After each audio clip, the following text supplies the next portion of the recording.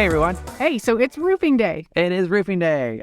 So last time we were able to get all the sheathing on the walls, so now we're up to the roof. Yep, and that means we're going to put on the lookouts, which are those like gable and rafter looking things, and then the sheathing. And once we get the sheathing done, maybe we'll be able to get to the cedar shakes. We've never done shakes before for a roof. This will be a learning experience for us, and we have rain coming in, not today, but the end of tomorrow. And it's going to be pretty hard rain. Yeah, real rain, none of this drizzly stuff that we've been having. So we are pretty motivated to try to get it done. We'll see where we get. Thanks so much for watching, and we better get going.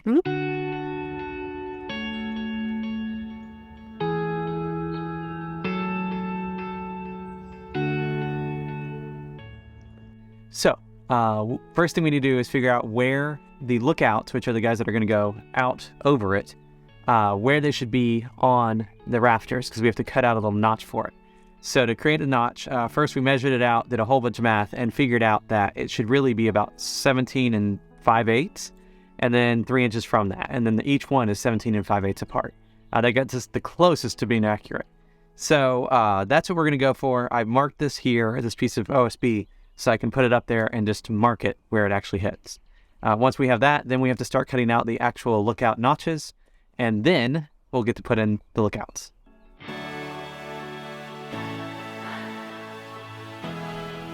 Look at all this scrap I could use for the bird blocking.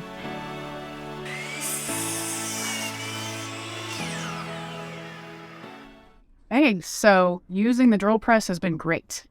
Compared to using one of those spade bits like we had to do for when we did electrical, all the holes through the studs for electrical was a breeze. So what are you doing with it? I'm clamping the board on, this is the bird block, I'm clamping the board on here to make sure it doesn't like spin out or go anywhere. And then I'm just using this Forstner bit and making this hole. So we've got a almost 1.5 inch bit, not quite. We don't have a 2-inch bit, so I'm putting in 4 holes instead of 3. So what are we going to use to cut out those lookouts? I think the best tool to start with is a circular saw, and then we might go over to the jigsaw. I'm thinking on it right now, and I think that's the best thing to do. I don't know about the jigsaw. Should we like drill out the corners and then just saw down to the corners and then across with the jigsaw? Jigsaw. I think the Sawzall is going to do better than the jigsaw. I know, right? So, I mean, if there weren't any nails, then yeah, but I'm afraid that it'll hit the nails. So I think the circular saw is just too, you won't be able to get to. Saw, definitely. You won't be able to, it's only a size it's of only a 2 for by the 4. vertical cuts, and then the horizontal cuts we can use the Sawzall or anything else, or you can go over it over and over and over with the circular saw. That's totally another option. Yeah, seems like danger. Okay.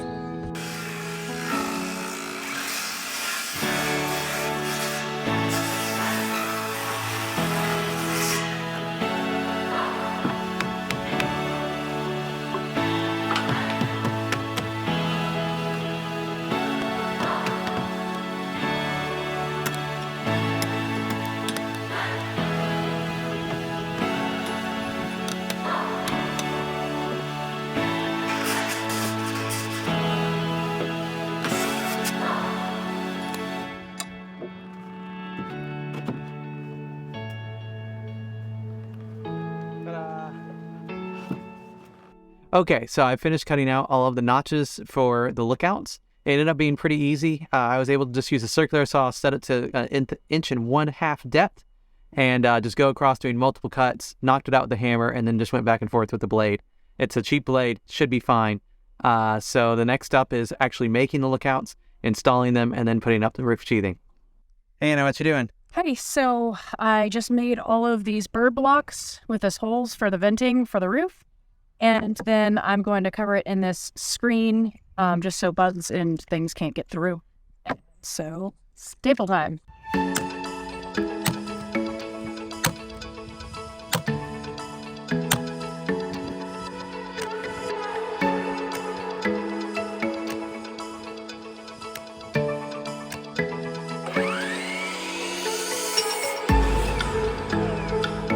Hey, so what are you up to?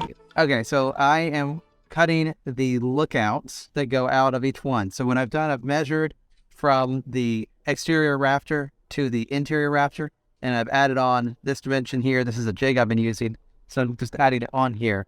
So that's 22 3/8, which is the same amount as the bridge beam sticks out. So that way they should all be even amount of overhang.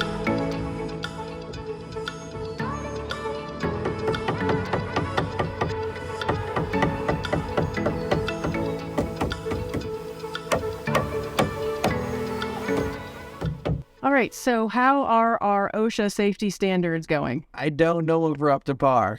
So this is our stand that we have here. I have 2 clamps on it, holding it to the side so that hopefully it doesn't jump off. My biggest concern is that it jumps backwards. This is the attic ladder opening. We had an attic ladder. It had damage. We had to return it. So now we are waiting for another one. So it's just a big hole that could really hurt us. So I have the stand here. I'm standing on top of it. I'm having to do the lookouts. Cut them first was earlier. That was its own experience. And now installing them is a whole new experience. But hopefully after this, we'll be done. So what I'm doing, when I cut these, I cut the inside, and then I turn it around and cut the other side. So the cut sides are towards the inside of the building, and all the originally pressure-treated sides are towards the outside. But I think I forgot to take off a few of the little tags, so that's going to be a problem in a little bit. That's okay, we'll get them. And then I wrote on most of these, I guess not this one. I wrote on them, here it is. I wrote on it the side that should go up and where it was. It's very hard to see. I had it in marker on others. You can see it on these others here, the marker. But that way I knew which side was on the inside, so I didn't get it confused. Like that. That fits.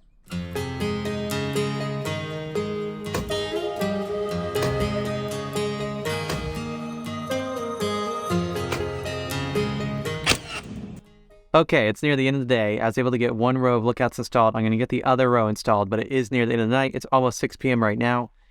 So after this, we'll hopefully get the bird blocks installed. But either way, we're going to have to pick up tomorrow to be able to get sheathing on the roof before the rain comes in.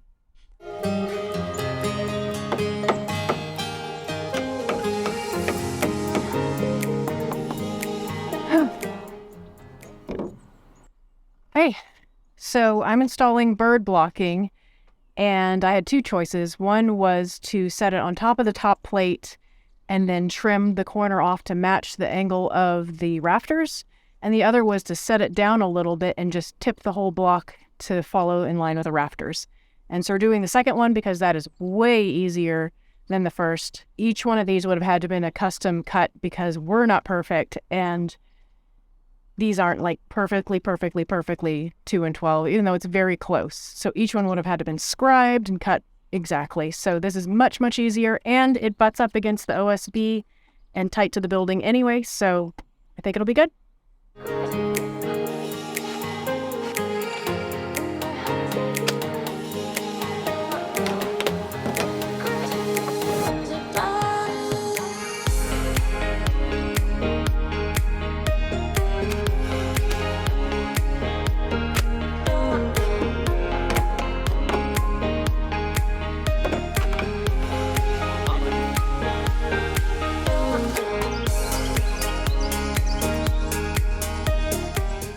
Hello, Anna. Hey. So what did we just do? We just finished installing our bird blocks and our lookouts, and so next up is sheathing. Sheathing what? Sheathing the roof. The roof. The roof is exciting. We're finally there. So rain is now delayed until this evening, right? Yes. It goes back and forth. It was like 11, and then it was 3, and then now it's back to 11 again. PM. So we should be able to get that without a problem. Yes, but first, lunch. Lunch. Okay. There you are. Hey. Hey. What you doing? I'm marking every 4 feet and 8 feet on our roof rafters for our roof sheathing, just to have kind of like a guideline for our roof sheathing. Okay. So what are we up to? Hey, so we're about to put down OSB on the roof. This is the first time that either of us have done this that I can remember. We've done other roofing material, but we've never done OSB. Before, when we did a material, it was clear, so it was easy to see through it. So we're going to be putting in the OSB. We have measurements for what it should be, where it will hit on the rafters. However, we're going to first take an 8-foot sheet and see if that number actually lines up with what we think it should line up with, just because, again, we're brand new at this. Well, and our rafters didn't seem to be perfectly in line, so it caused... Right, they're off a little bit. So we're going to have to just see how it goes. There aren't many examples of this online, not too many. So I don't know. We're going for it.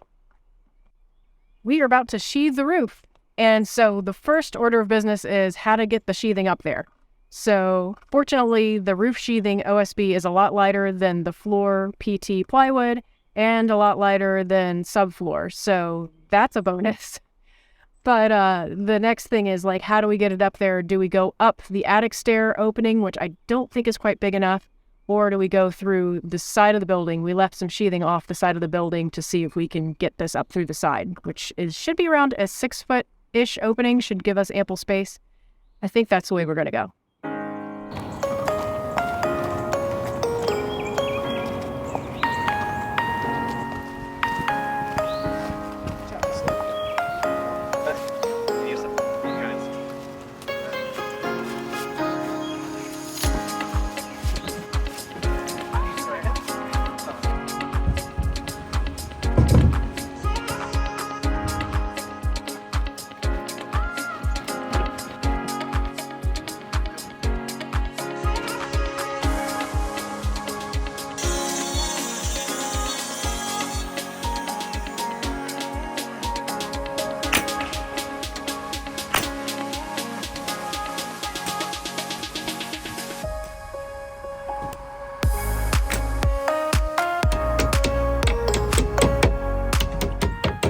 Hey, so what are we doing? Hey, so we're about to cut the next piece of OSB for the roof.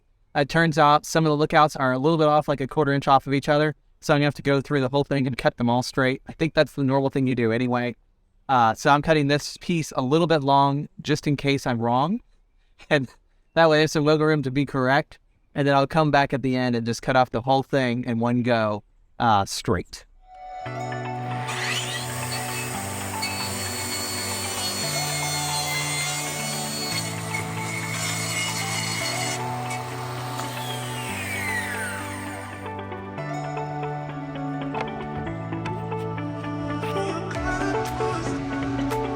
There. It's a lot better. We're going to work. Only marginal danger. I mean, that probably, I think it was pretty dangerous. But that's done now, and now it's done, and it looks good. And then next up is the next piece, and then this whole half is done. We just have another half to go. So for this itty bitty slot right here. No. Those don't count? Those don't count. Okay. We can, I can tarp over that for, the... Oh, yeah, I know. I'm just thinking about the rate. But how about, that's a ridge vent. Yeah, integrated ridge vent. Already. Huge, huge ridge vent.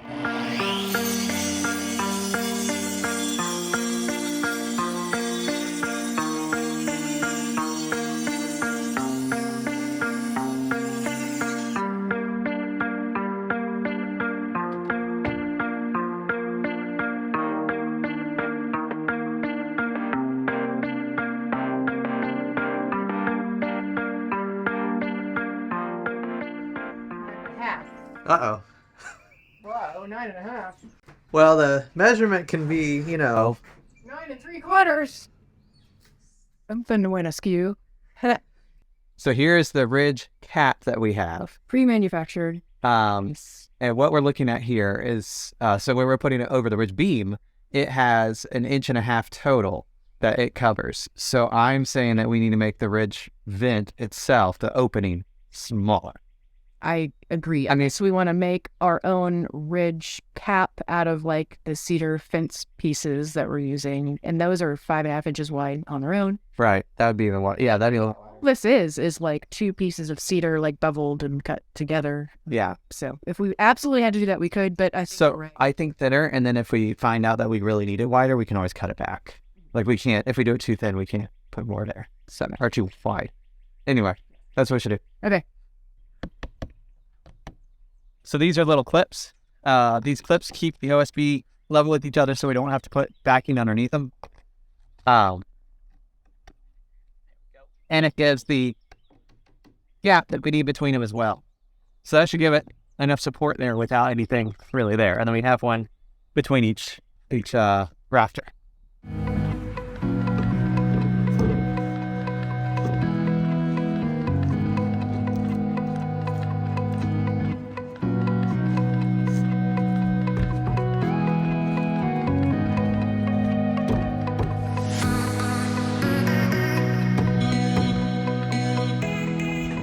good to me. Hey, so what's happening here? Okay, so we before we installed the final pieces of OSB to the roof, we needed to put some basically furring strips up at the top, so where we're going to put our cedar to attach to. Otherwise, there's just no good place for the cedar to attach, and this is a lot easier to do it from the top than do it when we're underneath on a ladder. Yeah, so like nailing strips. Yeah, nailing strips. And this is a slight change of plans because we were going to put our decorative cedar under between these they're called fly rafters. They're called what? Lookout? Lookouts, between the lookouts. And now we're going to just put it over top like you would normally. Right. So, and then do some faux beams under that. So, yeah. Cutting this down to make that happen. Yeah. Yeah. So now we have our lots there.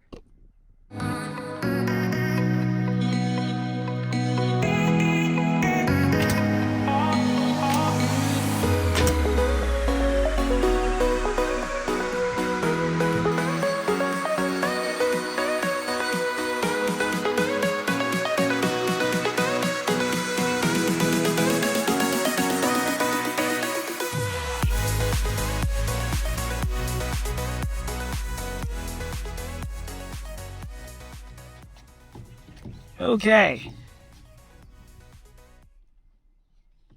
This is nearly the last piece to the roof before we get to tar felt and sheathing and all that sort of stuff. Drip cap and all the other. Yeah, I guess drip cap. More blocking, nail blocking at the bottom.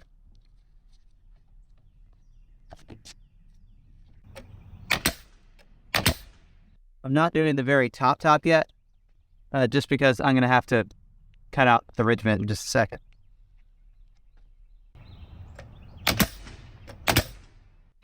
Hey, So what's going on? we are leaving an access hatch. Okay, leaving an excess ash. Okay. So what we're going to do is we do have a ladder. We can climb on the roof, but I figured it's easier to pass things up and it's just easier to climb up through this hole. So we just have this little small section that we're not going to sheathe yet. We'll do all our roofing on this full half.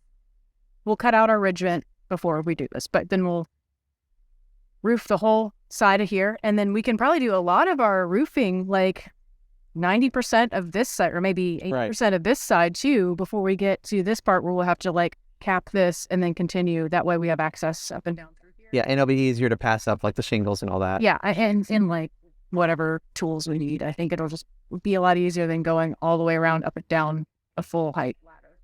All right, let's cut that ridge vent and then we're done. Okay. So what length did we decide for the gap for our ridge vent? Well, for now, 3/4 of an inch. We may come back and make it bigger later, but I think that's what we're doing for now. The shakes called for, I think it called for 1 inch, like a 1 foot, 1 inch for the size of the shed we have, maybe 2 feet at 1 inch. And so we're doing 10 feet at 3/4 of an inch. So I think that should be about that should be fine. And I'm cutting it up here because all the sheathing isn't quite straight. So that way I can actually have it correctly spaced from the ridge vent the ridge beam, rather than just cutting it straight.